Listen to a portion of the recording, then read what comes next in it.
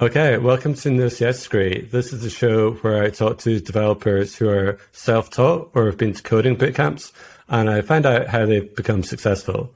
I'm joined today by Arvid Kahl, who is the co-founder of Feedback Panda, which was an education SaaS which helped teachers of English.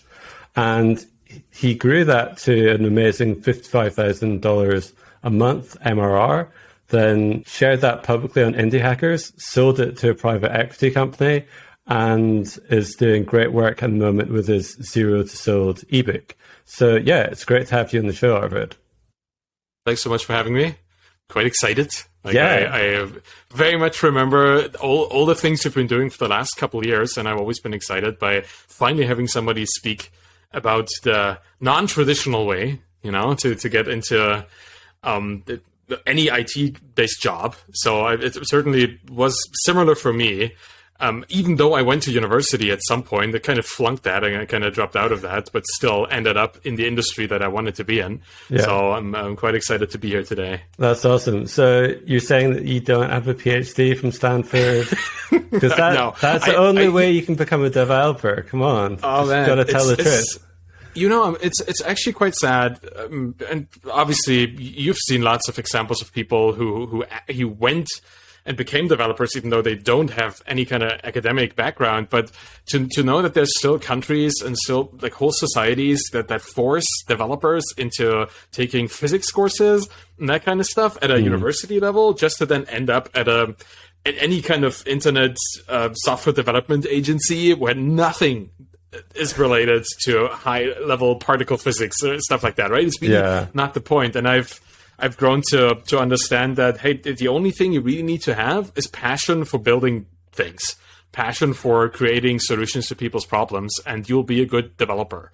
Depending, obviously, on the branch or the industry you want to go into. Like if you want to be in, autonomous driving, you might want to have a background in like certain kinds of mathematics and maybe even physics.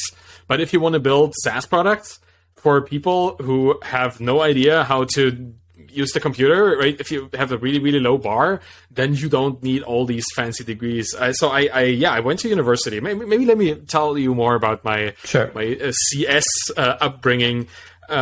Started a bit earlier, maybe. I started having a computer when I was like 12 or 13 years old, and it was like a 386 kind of pre-Pentium situation computer. Like Windows 89 was a new thing back then, so that's where I started. But I quite quickly understood that, hey, you can actually instruct this thing to do stuff for you. This is pretty awesome.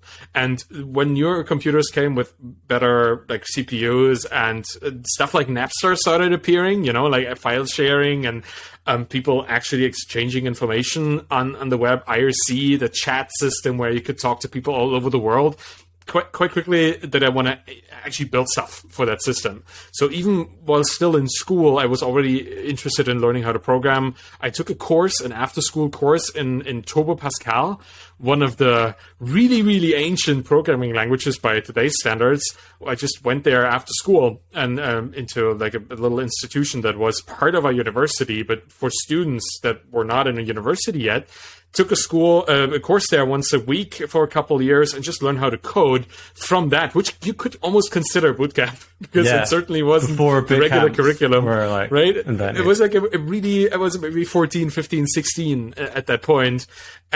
Just taking the basic steps of programming, just understanding like what functions are, what for loops, if then else, that kind of stuff. And then I thought, hey, this could be my future. So once I was done with school, I went to university for computer science, which obviously is the path for so many, right, who have an inclination, but don't see an alternative. I went there and it was horrible.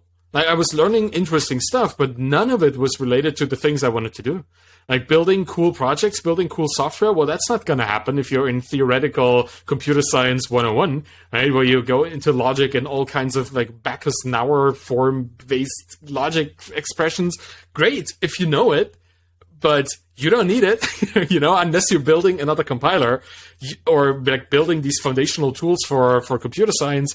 Pretty likely that you're not going to need this. So I dropped out of that at some point. I thought, hey, I still kind of want to learn more stuff. University was cool for the just exposure to knowledge. So I went and started a philosophy/political science studies. Dropped out of that too because it wasn't that interesting after a while, a couple of years. So I think I spent 8 or some years at a university, but don't have a degree in anything at all.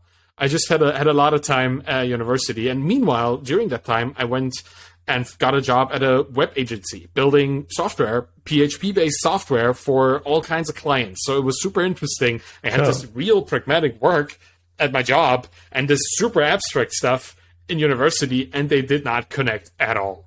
That's my experience with computer science. Obviously, if you want to be a professor for computer science, building, I don't know, cryptographic, the future of crypto or stuff like that, or investigating even whatever is happening in the space. If you want to be an academic, obviously you want to go to university. But if you want to be pragmatic, you just do the thing. You teach yourself, or you find people who can teach you that kind of stuff in a much shorter time with much less abstraction. So that actually happened. Once I dropped out of the second series of studies, must have been around 2010, 11, I just floated around building a couple projects on GitHub, building things that I found interesting. And then I got a tweet from a CEO of a Silicon Valley company that was venture funded. He had found my stuff on GitHub, the little projects that I just built because I had nothing else to do and was just exploring and experimenting. And he thought, hey, you want a gig? Do you want a job? Your stuff that you're building is exactly the tech that we're currently using for our project here. And you want to come visit? Like, want to see if this could work out? And 2 weeks later, I was sitting on a plane from Berlin to San Francisco, just on the invitation of that guy, hung out with them for a couple of weeks, and then it was pretty clear, yeah, this is a place that I want to work for. So flew back to Germany. It was a remote gig as well, and worked for that company for quite a while. Just really from having built stuff on GitHub, even though it was just an experimental thing. It was a little image board that I just wanted to see if I could build it. So I did, and that invited this well-paying Silicon Valley job for me, just from having the right tech at the right time. So had you put it on like Hacker News, or how did they find you?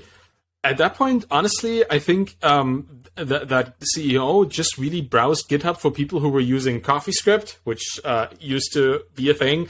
It's kind of JavaScript, but slightly better. Remember that? It sounds like a kind of... And it was before I got into coding, but it sounds kind of like a medieval kind of thing. It was a big thing back in 2012. Sorry. Anymore. Hey, you know, many of the things from CoffeeScript that were actually the good parts, I guess, were integrated into JavaScript. Like if you work with arrow functions at this point, that's where it's from. So, it's like a whole evolutionary thing. But at that point, it was CoffeeScript and using MongoDB as a backend and Node.js as a backend server infrastructure. I had just looked at, what's the current thing that people are building with?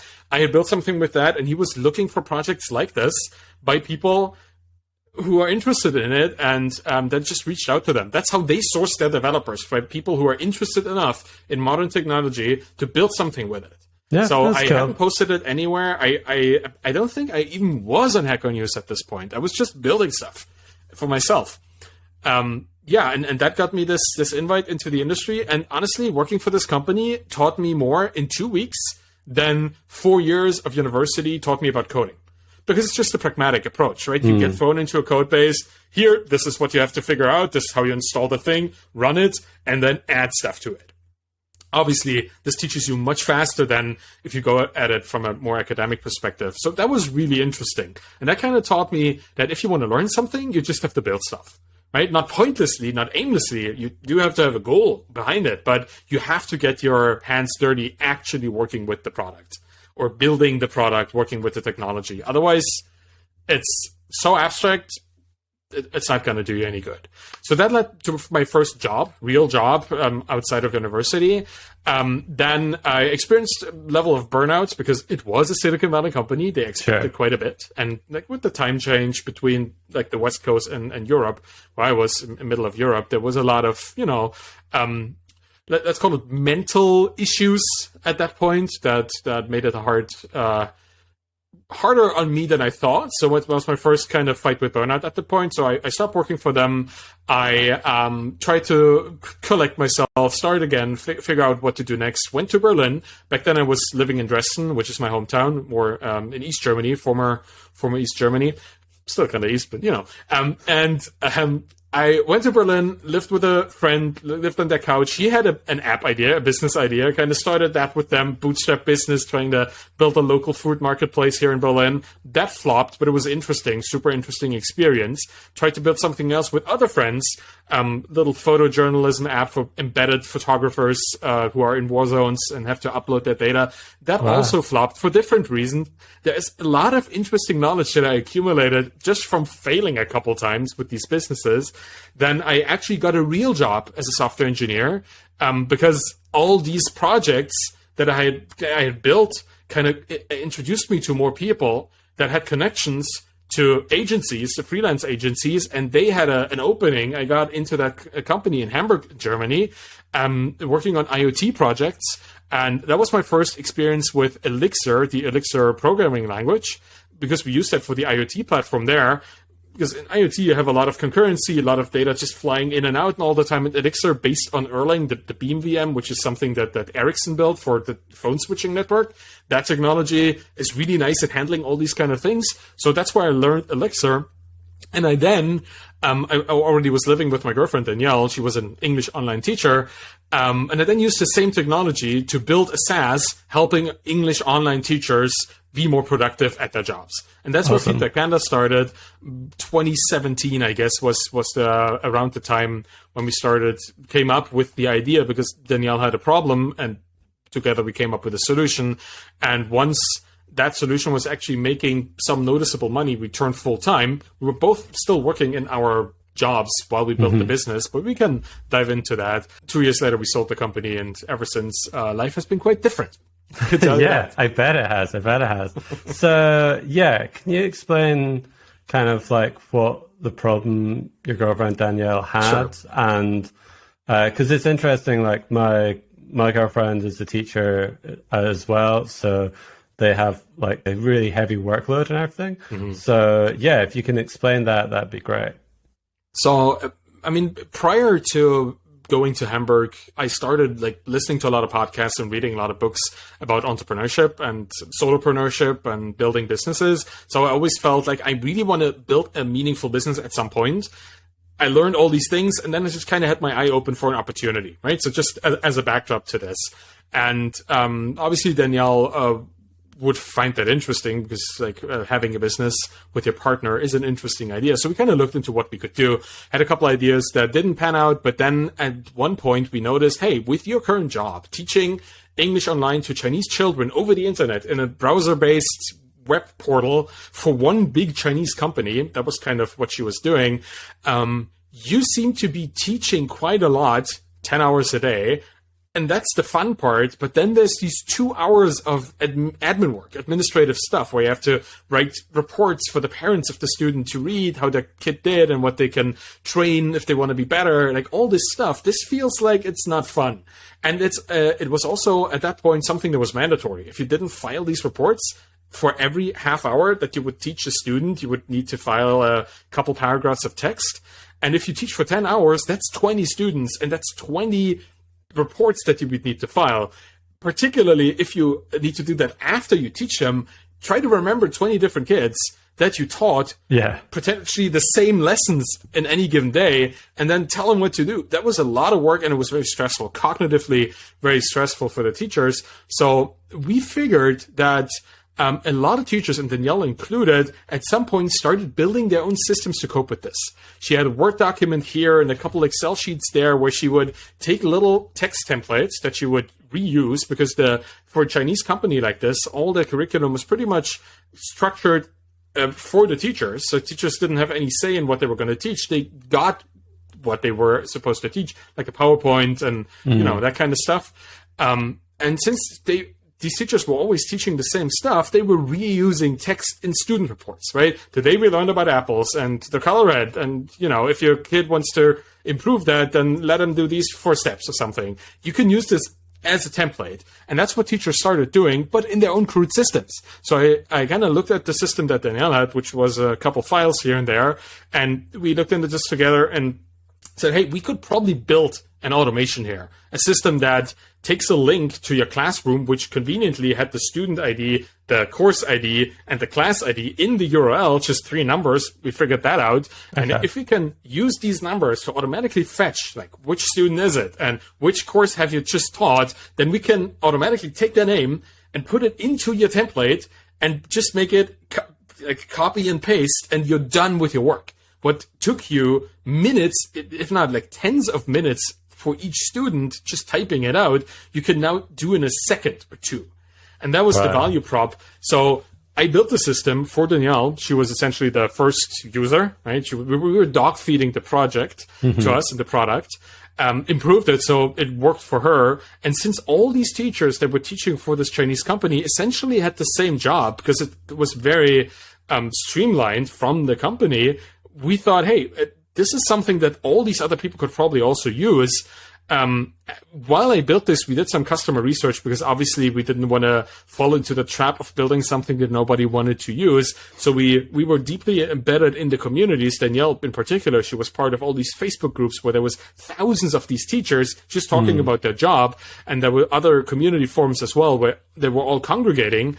And we looked into the most commonly expressed problems that they had at that point, and that was feedback was the biggest problem that they had. They had other problems like payment tracking and schedule overlap, but not every teacher had that problem, only some. But every teacher had feedback as a problem. Every teacher wasted an hour or 2 a day just dealing with this. So that's what we went with. That's the problem we solved. It was the most critical problem at that time for every teacher and Danielle as well. And yeah, built something. I had built a lot of SaaS platforms before in my prior jobs and my prior failed business attempts. So I knew how to build this, integrate payment, integrate logins, that stuff, emails. And we just released it, put a little link to it in a reply to one of those questions in those Facebook groups where people asked, how do you deal with feedback? This is so stressful. How do you do this? We just said, hey, we use Feedback Panda. Put the link in there. Like obviously, hey, we also built Feedback Panda, but that was not that important at that point. People started coming into the project. They started logging in and checking it out. We had a 30-day trial. We had a 30+% conversion rate from the start. People actually subscribing to this because it was a very clear solution to a very clear problem that was critical for all of them. Right? It was, like I said, our niche was online English teacher teaching English as a second language to Chinese children through a web-based browser interface for Chinese companies as a freelance position. Wow, that's a lot of niche, right?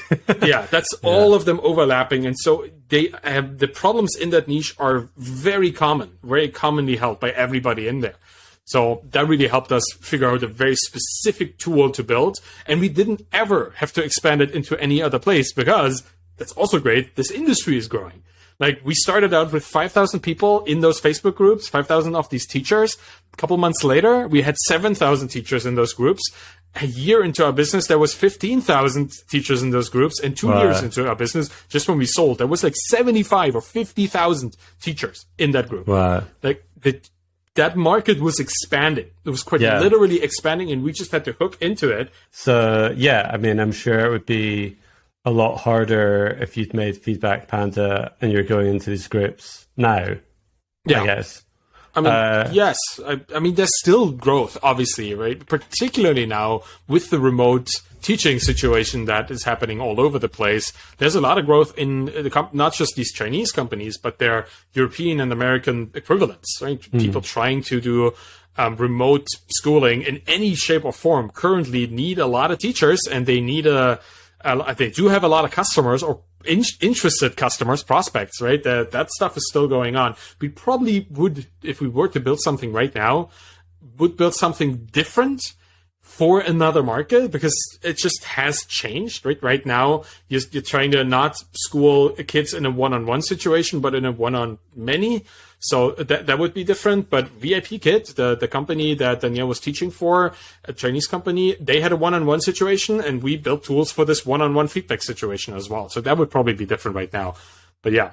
Cool. It's still an emerging market, like remote tooling and remote education in particular. That's still in its it's baby shoes. Is that the right phrase? It's in a very early stage.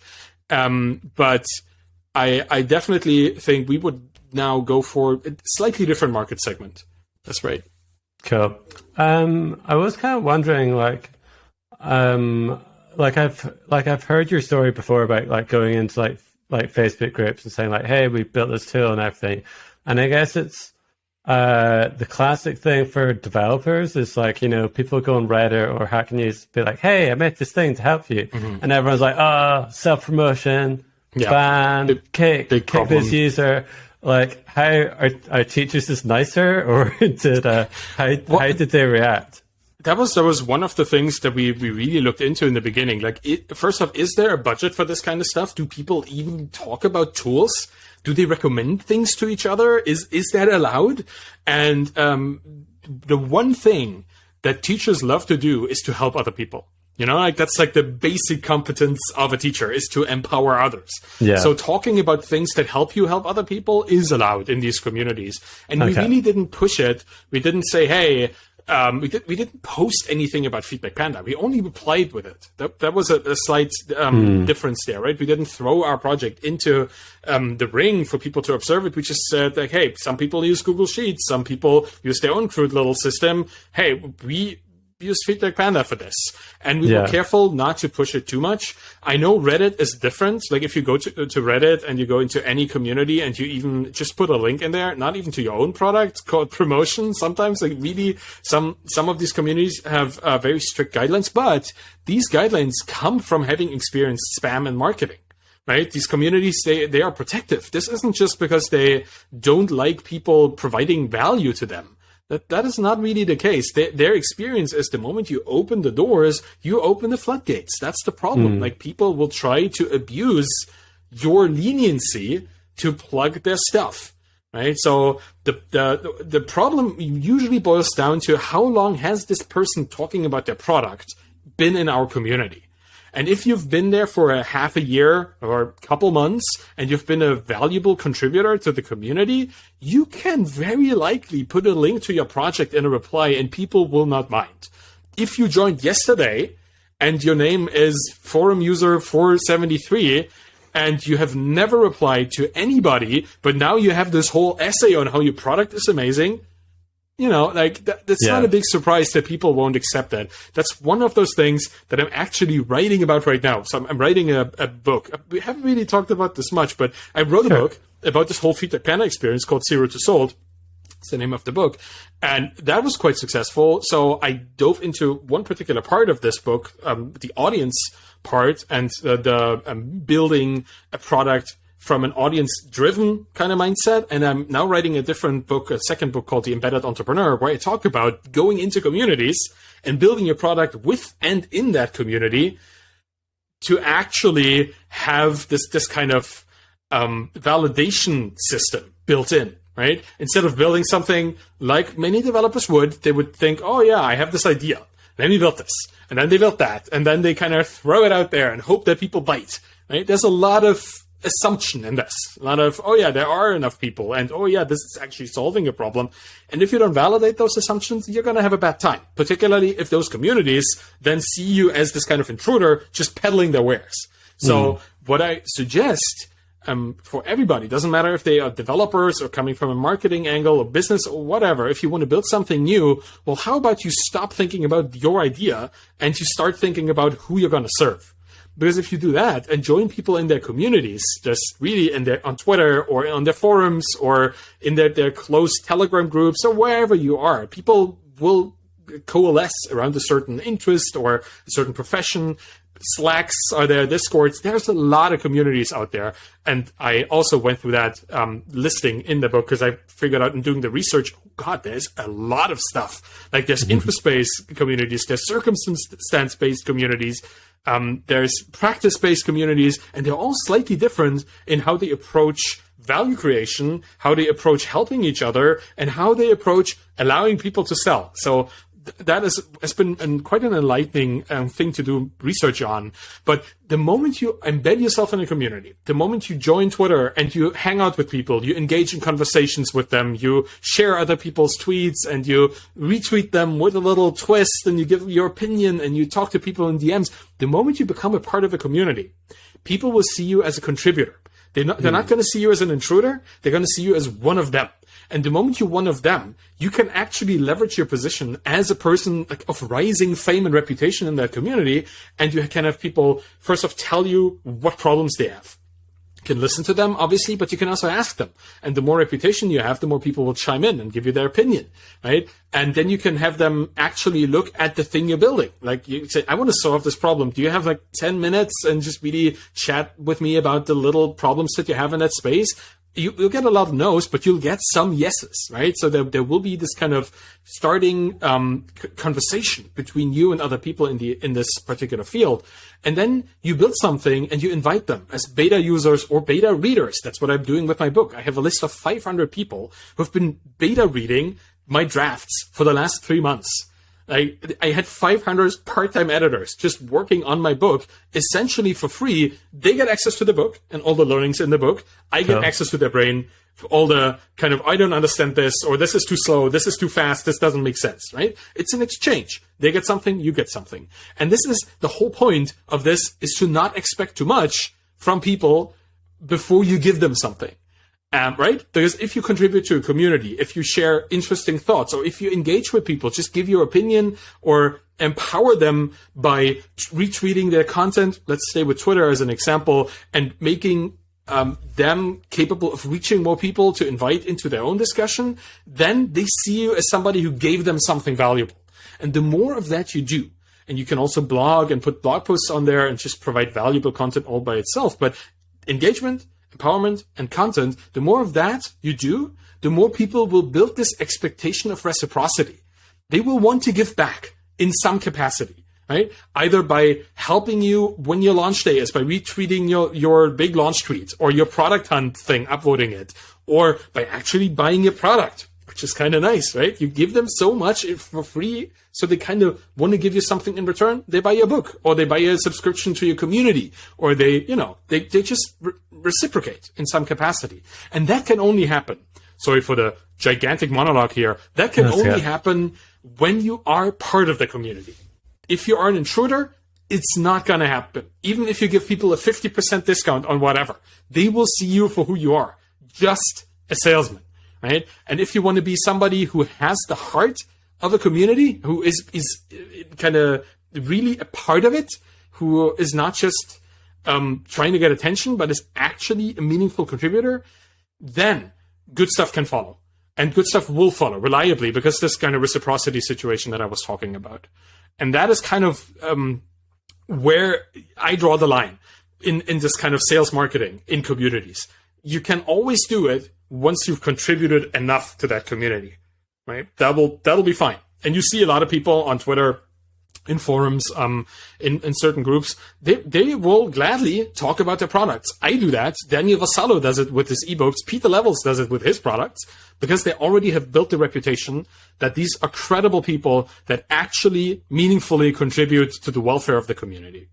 So that hopefully answers your question about how to do marketing in communities. Yeah. No, that's a really good answer. It does totally make sense as well that, because Danielle is a teacher, I think that helps you lots, because if you're just like, hey, my name's Arvid, I'm making this new thing for teachers, can I get hundreds of you to sign up? It's just going to be like, well, you're not part of our group, anyone can maybe join the Facebook group, but you're not one of us. So I can see that being really important. You grew Feedback Panda to 55,000 a month. Mm-hmm. So that's right. Can you tell us what went into growing that, and anything that you would have done differently now, or anything that you did incredibly well? Well, it's always easy in retrospect, right? And kind of hard looking into the future, but connecting the dots, that's one of those things that really only works in retrospect. But so what we did was heavily or just understanding from the beginning that the community was very vital to our growth. Like this teacher community that were gladly talking about all kinds of things and already recommending other products to each other. That was kind of the light bulb moment. Well, if we get them to recommend our product to new teachers joining this community and to each other while talking about the topic of feedback, that is the best thing we can have. Like word of mouth is the best kind of marketing. You can put a lot of money into ads, but if somebody that other people trust in a tribal community, such as teacher community, tells them, hey, you should really buy this product, that's going to be a high conversion conversation. So we tried everything to make this easier. First off, we were nice people. Like that may be one of the most important things. We were actually nice people when people had a problem with customer support, when they came to us through intercom and talked to us about like a little bug they had in a thing or something didn't work. We were spending a lot of time making them feel better, making them feel all right, helping them with the problem, solving it, giving them a refund if stuff didn't happen. Everything we did when it came to actually engaging our customers was a very positive, very supportive activity. Because that was the common sense in the teacher community. It's not like in the financial trading community where everybody's trying to have an edge over each other. Right? Yeah. Teacher community is a very network effect based community. They were trying to help each other at all times. And understanding that this network effect was a driving force in the community also impacted our product decisions. So not only were we nice to teachers and built a lot of reputation as the two really nice founders that are also teachers and are building a tool for us in the community, we made it a point to explain that it was two real people behind Feedback Panda, not some big business, but it was Danielle and Arvid, and we were building this together because Danielle was a teacher. You know, the whole story, the narrative was very important in our communication. But we also built a network effect into the product. The product was essentially a templating tool, right? You wrote your templates and you would automatically pull them up and our system would replace the name of the student in the template. But what we also built was a template sharing system where teachers could share templates with each other. So whenever somebody would teach a new lesson that they didn't have a template for, instead of having to write one, which could take 10 minutes, they could just go to our Feedback Panda cloud, click the little panda that was sitting on a cloud, and then it would pull up all these templates that hundreds, if not thousands of other teachers had already written. They could browse through them, import them, and then they would have it in their own template system. And that was an internal network effect, which made the whole tool extremely recommendable in a sense of people recommending it to others, right? Because that if you invite a new teacher, not only do you feel good about helping them, and that because that was before we had a referral system, but you actually get somebody who might write the template that you will use in the future. So inviting somebody was like a net benefit to everybody involved. The people being invited would get access to this whole template database, and you inviting them had the chance of adding more templates to the database beyond your own. And we saw people already recommending it for that reason. So at some point, we were priced pretty low because teachers are very price sensitive. Many of our teachers did this online teaching as their second or third job. So you can probably tell there wasn't too much of a budget, but there was a budget. People already recommended a tool called Manycam to each other when they started out as teachers, which is essentially like put some funny animals or things into your video stream kind of tool. Right? Okay. It's just something where you can engage more with the kids, have a little dinosaur walk through the screen, and that's kind of cute. So people were already recommending purchasing a license for this tool to each other. So we knew, okay, these people understand that they're freelancers, that they're actually having a budget to be better at their job. So we had no problem people recommending Feedback Panda, and the community had no problem because it was yet another tool that would help you be better at your job. Be a better teacher, essentially. That's also what we kind of used in our slogan, right? It was save 2 hours a day and become a better teacher that is building better relationships with their students. This internal tool allowed us to have a very recommendable product, and we had a price-sensitive customer segment, and we were initially charging them $5 a month for limited access to the tool and $10 a month for unlimited access. We a year later turned this to $15 a month only. We quickly got rid of the $5 a month tool because that was really not worth it. But we were essentially increasing our prices by 50%. So to make that a bit easier on the budget of most people, we implemented a referral system that was one of these win-win-win systems that we would get a new customer. So that was obviously our win. Our existing teacher would get a month for free, and the newly invited teacher would get the subscription at the reduced price of $10 a month. Cool. So that was kind of, everybody would win in this situation consistently. And we implemented that on the day that we actually increased our prices. And we didn't actually see many more people using the referral link than they would already be using the original link to the product. Like the referral system didn't even do much in terms of new acquisition because people were already sharing the system, but at least we had something going on for the people who were reluctant, right? We allowed them to share it and to keep their price point low as well. Last point, we implemented what I would call a community-first approach to outreach as well. We had a newsletter going on. So every week we would send a newsletter about many things, like what the product was doing and what we were doing and all that stuff. But we always led with a section called VI Panda. So we took the random people from our customer base, sent an email to them and said, hey, we're interested in featuring you in our newsletter just as one of our customers sharing their story. Do you want to send us like a picture of you with your family and tell us more about like how you started teaching English online and that kind of stuff? So every week we had to segment VI Panda, and that was what we led the newsletter with. Here's this week's VI Panda. Somebody who was living in Cambodia and teaching English online remotely from there. Or here's the mom from Kansas with her 3 kids, and they're sitting like on a bench and they're all waving at the camera. Like really human stories about actual people using our product. And we led with that. And our blog post that we wrote about actually teaching English and our tool, that was like somewhere down in the newsletter. If people scrolled through that was nice.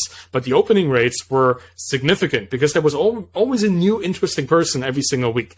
And we always tried to loop in the community into everything. If there was a new development in online English teaching methods or regulations in China, at some point they forbade Chinese children from going to online schools after 9 p.m.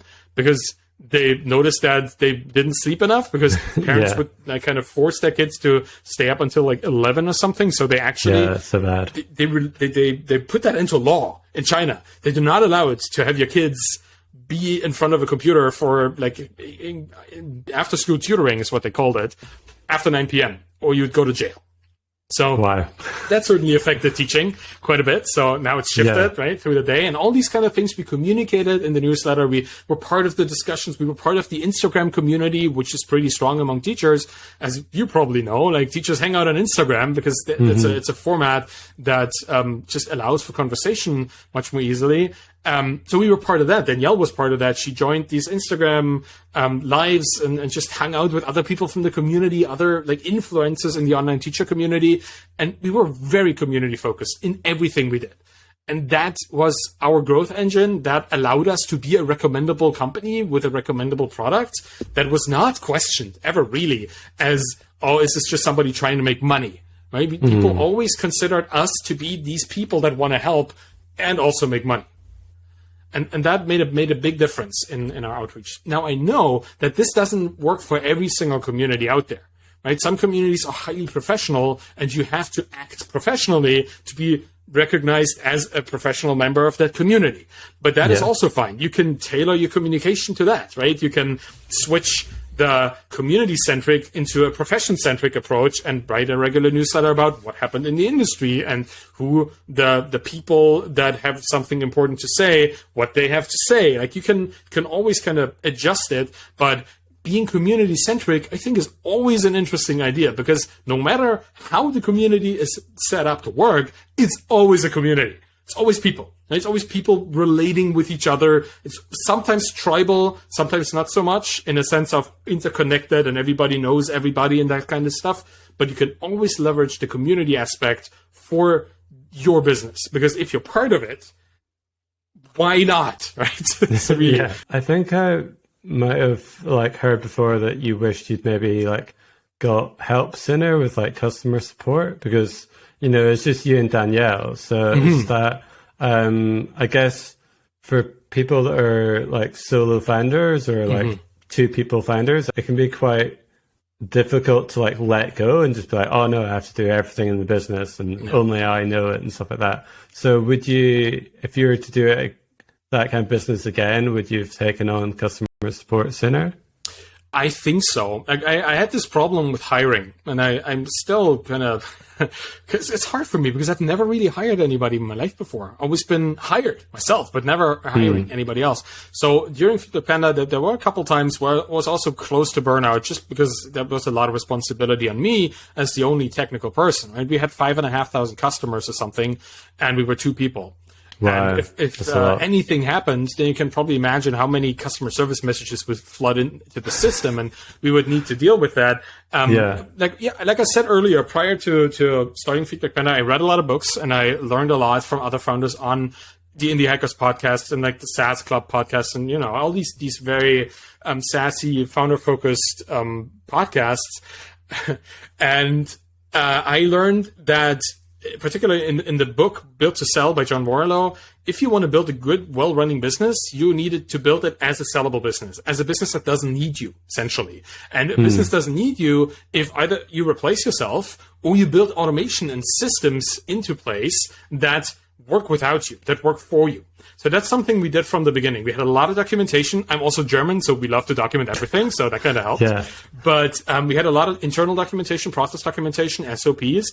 If there was any kind of problem that we hadn't encountered before that customers talked to us about, like, oh, I can't log in for some reason, I tried this and I tried that and it doesn't work. Hey, we would write an SOP, like a step-by-step on how we approached this problem, how we solved it, and put that into a Google Doc. And in the end, we had like 50 pages worth of SOPs just from the customer service conversations that we had. The other thing we would do is we would turn this SOP into an help desk article immediately after helping this particular customer with this problem. So using Intercom, we used their knowledge base feature as well.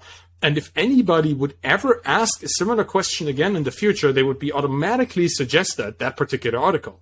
So we immediately scaled our customer service by taking a single one-on-one answer and turning it into a one-on-many response. In the end, we had like 200 different articles in our knowledge base, and they would serve like 95% of the Intercom communication that would come in would be automatically rerouted to the article. People would solve the problem. Then Intercom would ask them a couple minutes later, did that solve your problem? And they would click yes. So it wouldn't even come into our field of vision, which with 5,000 customers makes a big difference, right? Yeah. So those systems were essential. Yeah. Sorry. Yeah. I see that a lot actually with, like whenever I go into like, if I need support with a SaaS or something like that, they'll suggest articles. Oh, did you try this, try that?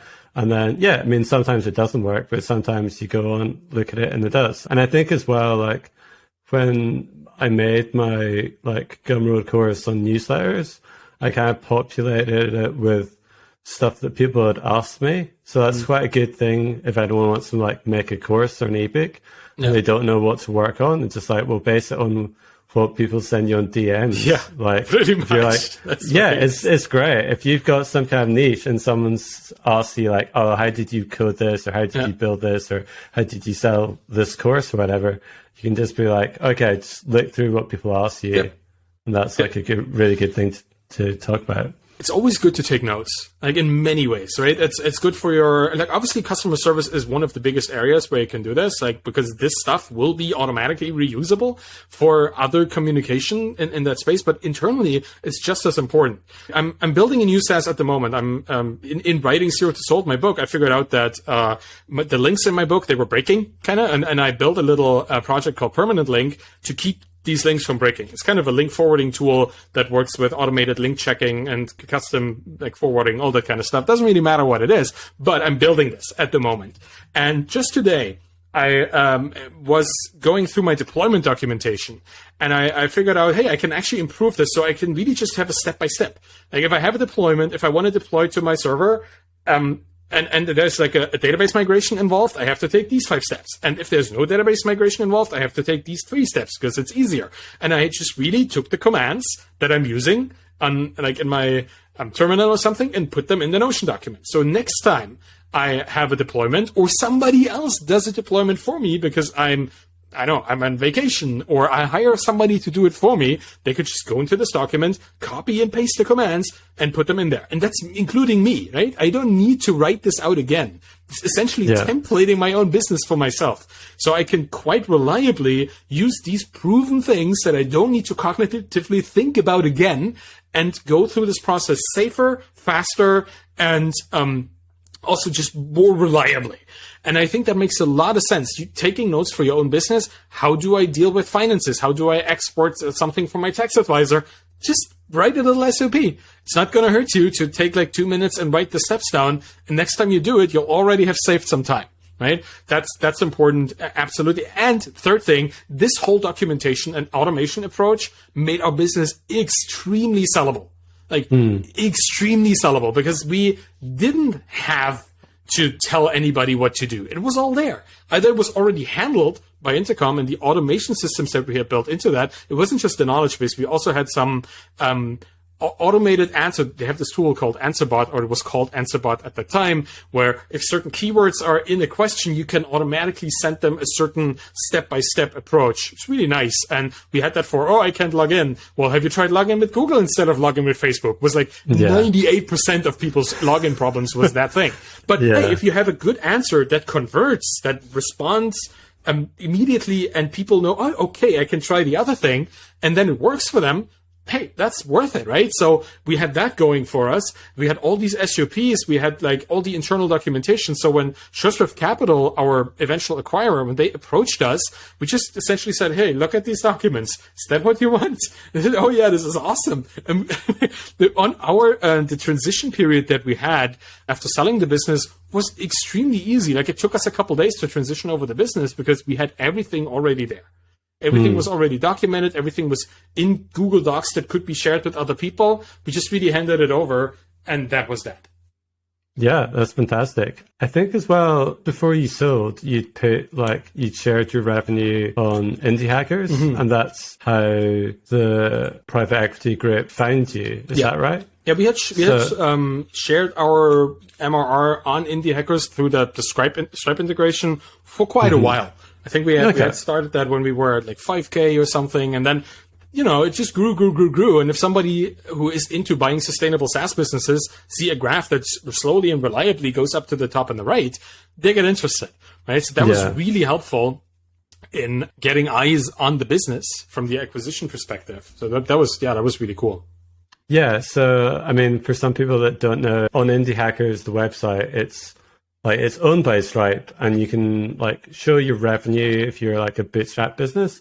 But there's also an option where I guess they use the Stripe API, and it's verified by Stripe. So you can't just put in, I know, I'm making $1 million a month or something like that. So and I think that makes a big difference. Like if you have a graph and it comes from the actual service, right? When it's not just you putting in your self-reported data, but it comes from an API, that immediately also communicates that you're not afraid of sharing your information, right? There's a psychological effect to this. I could always self-report, and many people stop reporting this after a certain scale because it attracts a lot of competition that they might not want to have. That is this whole thing about transparency and oversharing, which is an interesting discussion, but probably not for today. But while you share, it certainly instructs a lot about your business and your personality, and that invites people to share that sentiment, right? Like Sureswift, these people have acquired 30-some properties before they acquired us, so they have a lot of experience and they know what to look for. So by sharing who you are and what you do and how you do it, you invite people that think similarly. And that makes the whole process, both of the acquisition, in our case, the due diligence and the transition, and just even staying in touch with people right now, much easier because you're just really kindred spirits at that point. Yeah, that's awesome. How long did it take from the kind of, I guess, they sent you an email maybe, and how long did it take for the unspecified amount of money to hit your bank account? I think... not even 3 months or 2 months, something like that. It was very quick. Not too bad. Involving the due diligence process too, right? Yeah. That was easy because we, again, highly well organized, being a German business, half owned by a German. Danielle is Canadian, but she's just as organized. She's more organized than me, just in different ways. We had everything in place. We had a profit and loss sheet. We were using Baremetrics at this point and ProfitWall to have our internal reporting or internal like metrics tracking. So we had these things that we could just show people. Here is our cohort analysis. Here is our MRR over the months and our churn and our retention and all these things. They were all there. We had all the data. So that made the actual due diligence very quick and very easy because they also knew what they were looking for and found it very quickly. And yeah, that was very fast and transition was fast. We were out of there quite quickly. Like we hired our own replacements with them. That was interesting too. Like I hired my developer replacement, another Elixir developer, and Danielle hired the CEO replacement for her position because she was leading the business. And she also hired the customer service agent because we needed to find an actual teacher. So we hired from inside our community. Was also interesting. We hired a teacher to do our customer service with the other teachers. So they knew exactly the lingo of the people they were talking to. They knew exactly how to talk to them about the problems. They knew exactly how to talk to them about how to solve it because they had the same technical skill level. It was awesome. Like hiring from your own customer base for customer service is a secret that should be out more. Like people should do that more because it's really cool. I have seen that actually before with like Ben Tossell and MakerPad. Yeah. Like MakerPad's like a platform for, I guess, learning no-code tools. And he's always just hired people that were in his community already. So when he needed like a marketing person, he hired someone that was on the forum. Yeah. And hiring people, I think, that already use your product or are in the community, just, like you say, it makes total sense because they already know what they're doing. They're not like a complete random person that you need to sit them down and explain what your product is. Yeah. So, it makes a lot of sense. It makes onboarding much easier too. And then if you have documentation in place, that's going to make it even easier. So I don't think we trained our customer service replacement at all. Like we just handed them over the documents. And then they just took over. It was awesome. So when you're next working on the SaaS, like, do you think you always want to be like coding and doing it all yourself, or would you work with other people? I'll work with people more, I think. I mean, this SaaS that I'm building right now is a very low touch thing because it's really a link forwarding tool for authors. So there's really not that much there. Even feature-wise to build, like people have links in their books and they need to point somewhere, so they exchange the links and they're good, right? It's really not too complicated. But if there's ever any point where I feel over my head, so like I'm in over my head, I'm gonna hire. Yeah, absolutely. I'm gonna get people in there from the beginning. The moment I notice this, same goes for customer service. But right now, it's more one of the many projects that I have, right? I'm still writing books and I'm still like actively like being involved in the community. It's not that I'm focused 100% on the SaaS, which is also how I'm building it. I'm building it as something that can mostly run on its own and doesn't need me too much. But yes, I would definitely get help sooner than last time. Yeah, no, well, that sounds like the developer's dream. Make something and just like, watch it operate on its own. I was actually, sorry, I want to throw this in there. I was actually looking for a project that had as little external dependencies as possible. Like, I didn't want to build anything that integrates with another service. Because if the other service changes, then I need to change. If the service goes away, then my tool is pointless. And I didn't want anything that needed complicated integrations in itself from other services. Like I didn't want to have anything that needs complicated calculations or stuff on other services or uploading files somewhere and all that stuff. So it's really a basic product that, unless my database explodes, doesn't have any interoperability problems. So that's kind of what I was looking for in this product, because with Feedback Panda, there was a lot of integrations that we needed to take care of, and that was very stressful too. So I'm trying to reduce the platform dependency of the product itself. Yeah, that makes sense. That sounds really smart. I know that you're like a really big advocate of building an audience. And I was just wondering, I mean, for instance, I quite often see like really successful businesses, then like I go to their founder and like their founder is making maybe like 6 or 7 figures and he's got like 2,000 followers, which is like less than me. Yep. And I'm just like, oh, this guy's killing it. And he's just like, maybe I should get off Twitter. But why should people have an audience? And, you know, do you think you can be successful without one? I think you can be successful without one, but it certainly doesn't hurt to have this alternative channel.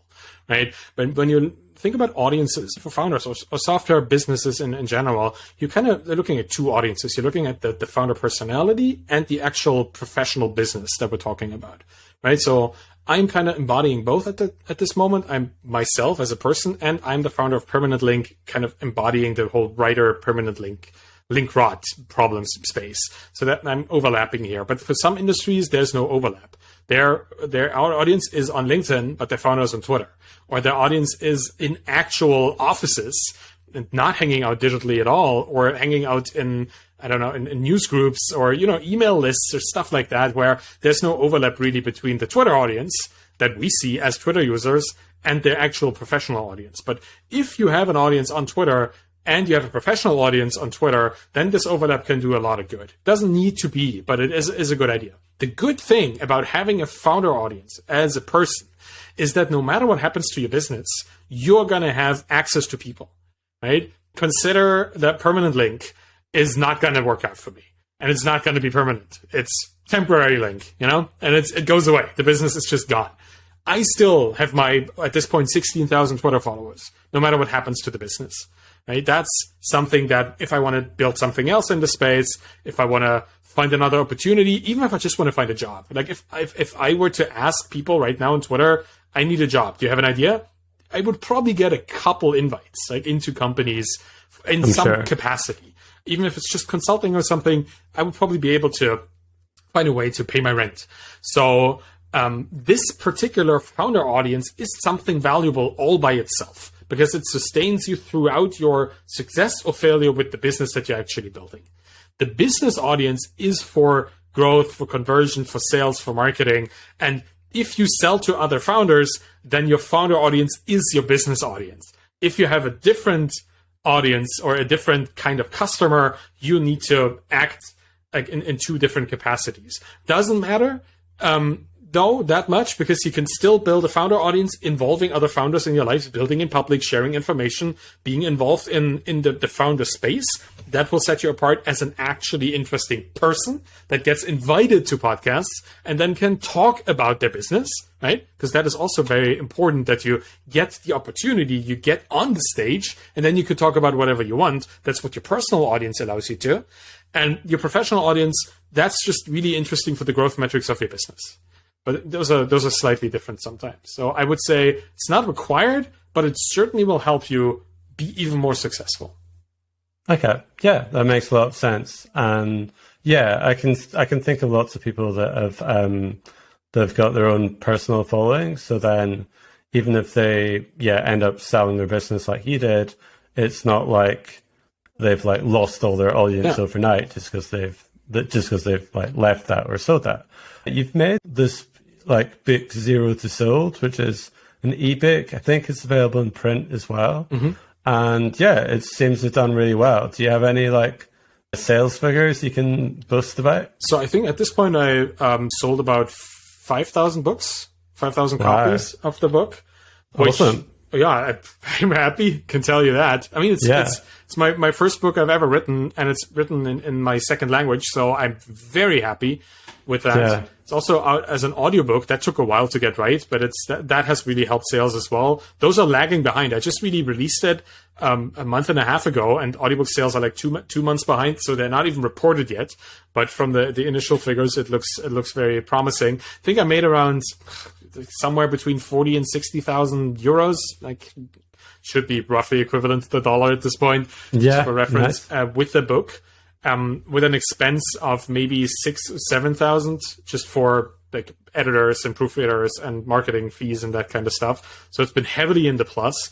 I priced it at a point at $10 for the ebook, like the digital format, to just get it at a lot of reach, a lot of distribution, because I mean, I sold a business a couple of years ago. I'm not really doing this for money at this point. It's nice to make money with it because there's also validation built in and all that, but I didn't price it much higher for that reason. So it's spread out. And I think that's been doing me pretty well. Like a lot of people are talking about it. A lot of people are still sharing pictures of themselves with the book, which is always really nice. Honestly, my book gets to travel to places where I don't get to travel to. I see a lot of pictures of my book next to a pool or in a really nice like Spanish city that I would like to go to. So, an info product gets to travel more than I do, but hey, that's just really what it is. it's nice, right? It's just fun. The book is sold like all over the world through KDP, Amazon's Kindle. What is it called?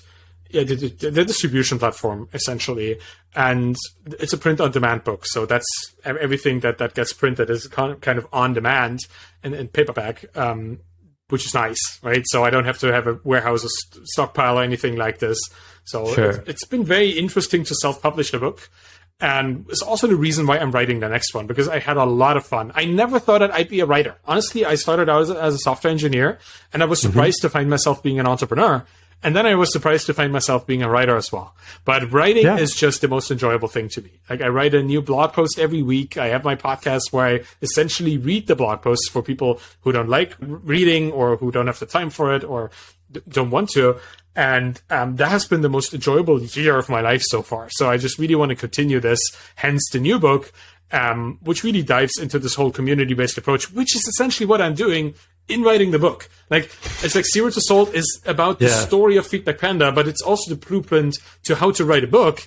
And the Embedded Entrepreneur is the story about Zero to Sold and Feedback Panda, but it's also a blueprint to how to write a book in public embedded in the community. Kind of trying to be a bit meta about my stuff, because there's so many like Russian dolls or like circles within circles. It's crazy. It's the serial entrepreneur thing that I found for myself. Like, you do a thing, you recognize a problem while you try to solve another problem, and then you solve that problem that you just found. And then you go, it's like a recursion, right? You find another problem during that, and you try to solve it. I did Feedback Panda. I figured out, I need to be able to teach these things that I learned. So I wrote the book. And in writing the book, I learned, links are not permanent. So I built permanent links. So, it's all these kind of being exposed to problems while solving problems will give you ideas on what you can do next. Which is why so many founders just continue to build things that came up. Josh Pickford, he sold Baremetrics. First thing he does, he made a lot of money, right? He sold this for like $4 million, the business. So now he's building a wealth organizing tool for people who want to like organize their money, because that's his problem. Right. So he's solving his own issues. It's really interesting to see, founders just not stopping when they're done.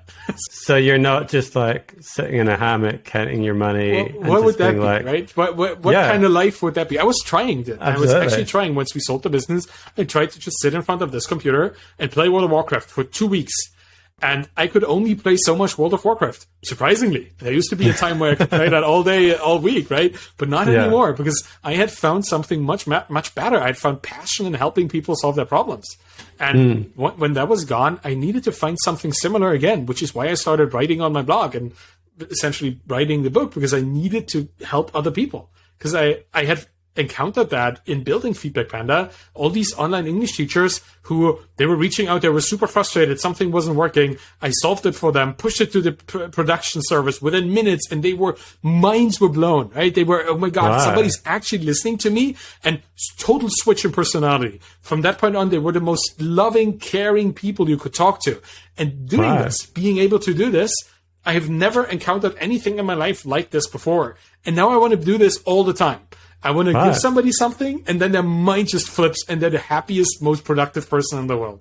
That's what I want to do. Yeah. That's why I write. That's why I'm doing this, right? That's why I'm talking about these things. That's awesome. Yeah, it's just something I cannot not do anymore. And probably makes me unemployable, but it's just really what I want to do. Yeah, that's so cool. That's really cool. I think, it's funny. I saw a YouTube video the other day with like Jerry Seinfeld was stopped in the street and was asked a bunch of really stupid questions by this, kind of fake journalist or whatever. And the journalist was like, oh, but you don't have to work. You can just like sit around all day.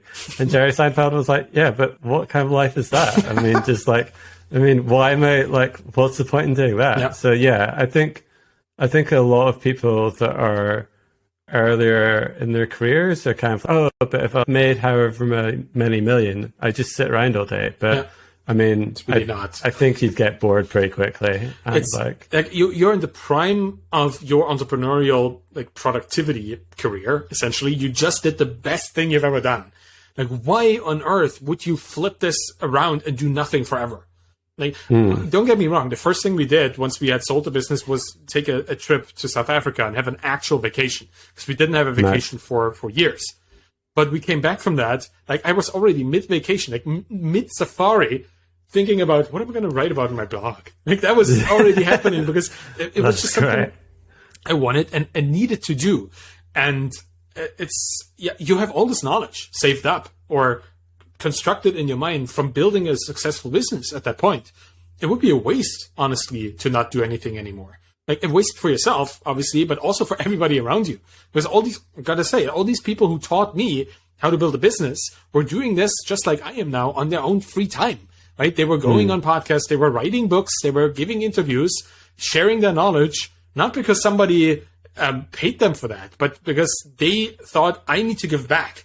And those are the giants on which shoulders I'm standing. So now I'm trying to give back the same way so that I can teach others to eventually get into this position of financial independence and like post-economic state of mind and all these little nice concepts where they can say, oh yeah, now I can share what I learned with all these people that just started out last week. That's kind of, it's almost it's not a mission, but it's a privilege even to do this, right? It's something that I expect to do, because otherwise it would be a waste. That's awesome. Yeah. And I have to say, it is very cool that Zero to Sold is like, what, $10? Because, I mean, so Feedback Panda before was doing like $55K a month. And you, sold it for a lot of money, shall we say. So, but yeah, I mean, it'd be very easy for you to be like, it's $100. I've sold this like massive business, or it's, $1,000 or whatever. So yeah, it's really cool. I have to be honest. It's a very kind of like accessible price point, and you're not just like more money. Yeah, I mean, there are different kinds of mediums that have different price points, right? If I ever were to make a course on something that would require me to like get a nice studio set up and like really focus on what I'm saying and try to do it right, probably would price that one higher than the book, because the book is commodity in a sense, right? That's how we understand books. That's how we conceptualize pricing. And it's also the densest form of knowledge transfer that doesn't involve me actually doing the transfer. Right? If I give a book to somebody, it's like they can read through it in whatever time frame and learn as much as they want from it. I don't need to be there. So it's not really taking much of my time. But if with a workshop or like a community, looks very different. So that would be pricing in a different way. And also, honestly, I knew from my blog that most of like the third biggest audience that I have after US Americans and British people is Indian people, people from India. And I know that prices in India are different from prices in Europe and in the United States. So I was trying to make it at least somewhat accessible for a person in India of not much means to get the book as well, right? I would love to have a parity pricing, like purchasing parity pricing integrated into Gumroad or something, or even Amazon, where people in India would pay less for this. But as far as I know, they don't have that yet. So last week, actually, that was Gumroad Day. Right, or when was it? Let's say 7th of April, I guess, just to make this more clear. And everybody was lowering their prices quite a bit, because Gumroad Day meant that no creator on Gumroad would be charged the Gumroad fees. They would kind of give you like 100% of the money. I think I sold 600 something books on that day, and just because I dropped my prices to 50%, to $5, because that was already putting this so much more into the affordability category for many people from all over the world. I had sales in countries in Africa that I had never sold a book to before on that day. Cool. And in Southeast Asia as well. So it really makes a difference. So I'm probably gonna be doing something on the first birthday of my book as well, like on the 29th of June or something. But I'll look into that when the time comes. But I think that pricing makes a difference. Yeah, it makes some sales at a lower price. It's better than no sales. And we are in the middle of a creator economy without gatekeepers. Why would I literally gatekeep the price to that book into spheres where people of certain nationalities could not afford it by default, right? I just don't want to do that. I mean, the print book has a higher price because it is actually being physically printed by Amazon, and they take like 70% because they're Amazon and they could do whatever they want, right? That's why it has an actual price. somewhere at 24-ish or something in dollars, but the ebook, which is a digital copy, should not be priced that high. At least I feel that way. And it's fine if other people don't think so. Honestly, I'm in a very privileged position in many ways. I'm quite aware of that. But not needing to do this for money as an info product makes this a no-brainer choice for me to price it. Nice one. I was just wondering if you, like, just to finish up, what advice do you have for someone that's wanting to, like, maybe learn to code and, like, start their own business? Like, what kind of direction would you send them into? Well,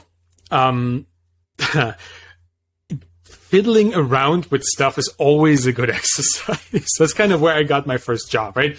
Trying to, what's the current framework du jour, like React or React TypeScript application. Just go into something that a lot of people are using, but there's a lot of resources. I mean, there's YouTube videos on every single topic where you get taught essentially for free, or you can go to do a boot camp where you pay, but you know you have a curriculum, you have people looking over your shoulders, or you go to like, I don't know, Egghead.io and look through these courses. There's a lot of free ones there as well.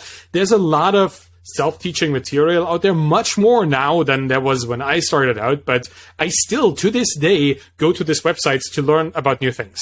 I just recently started working on a React project with other people, and I'm not a React developer. I come from the Vue and Angular side of JavaScript, right? So I needed to understand React a bit better. So I went, as usual, I take a bath, I take my computer, and I just watch like React tutorials for a couple hours.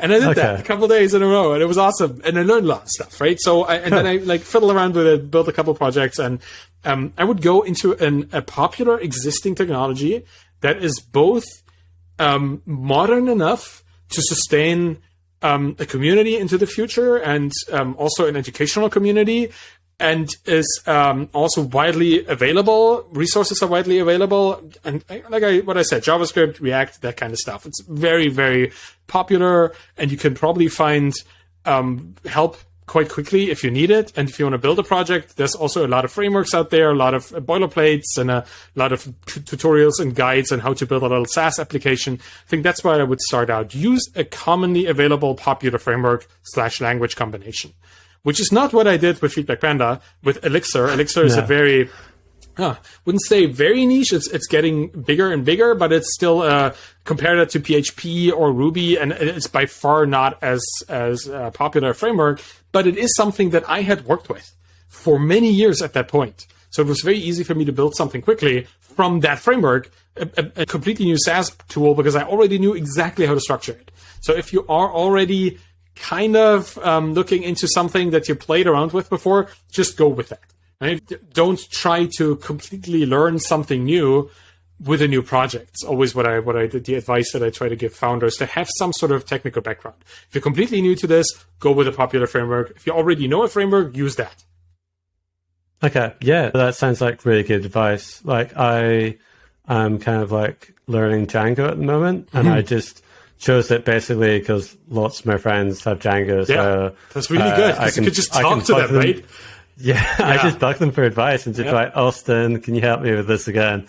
And also as well, I can search on Stack Overflow, and there's tons of YouTube videos. So I'm not using like a super like obscure framework or language or something. So I think that definitely helps. Very popular. It's kind of stacking these advantages. Some unfair, some fair, right? You have your friends that can help you. You have Stack Overflow, which is full of Django advice. You have Slack communities that are all about Python and the underlying frameworks. And you have a lot of different sources and resources that you can uniquely use to your own advantage, right? So might just as well.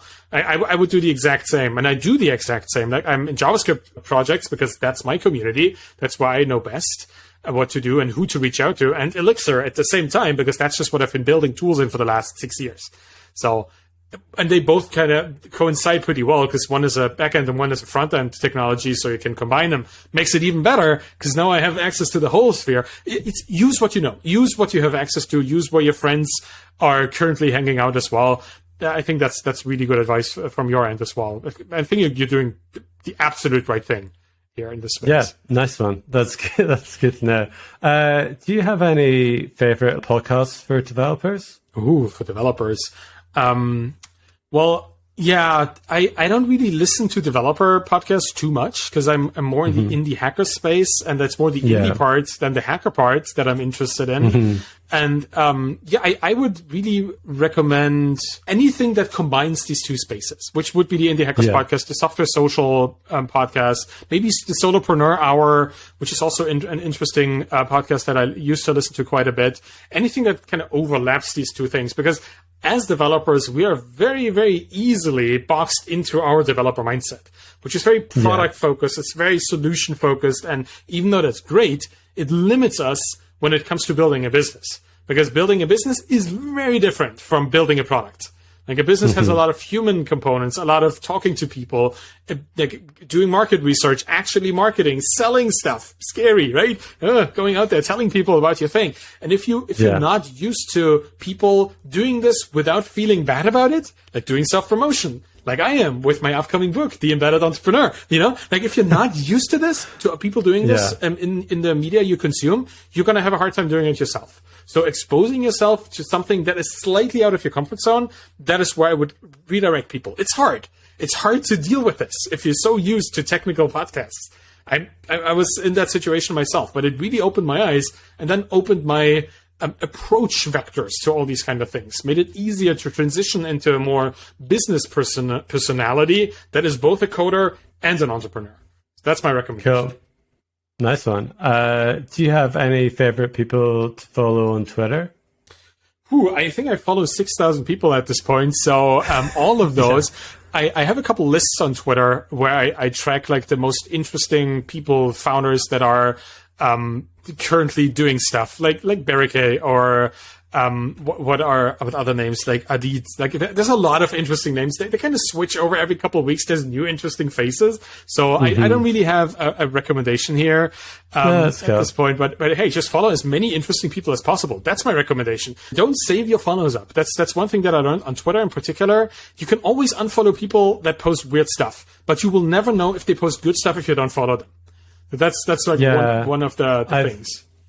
Yeah, I find it weird when I think it's more of a marketing thing or something where people are like, oh, I don't want to follow too many people, or I want to keep my ratios like in balance. It's just like, well, why limit yourself? There's like, I've always followed the maximum amount of people. Yes. Because I don't really care about the noise. I just want to.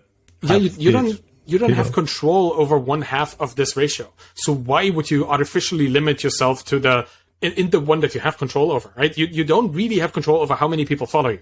That's up to you to provide meaningful content and engagement and making people interested in you.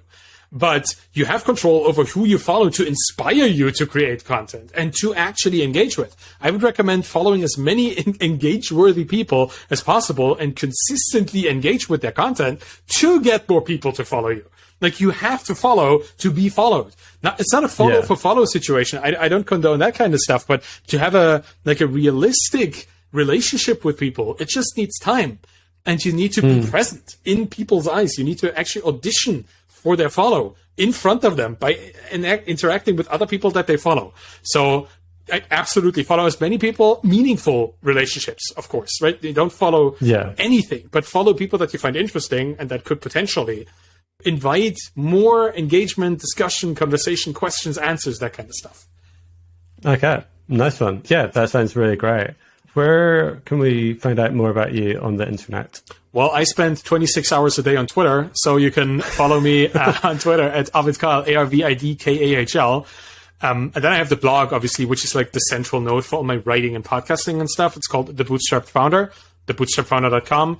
And you also find links to my books and my projects and all that kind of stuff there.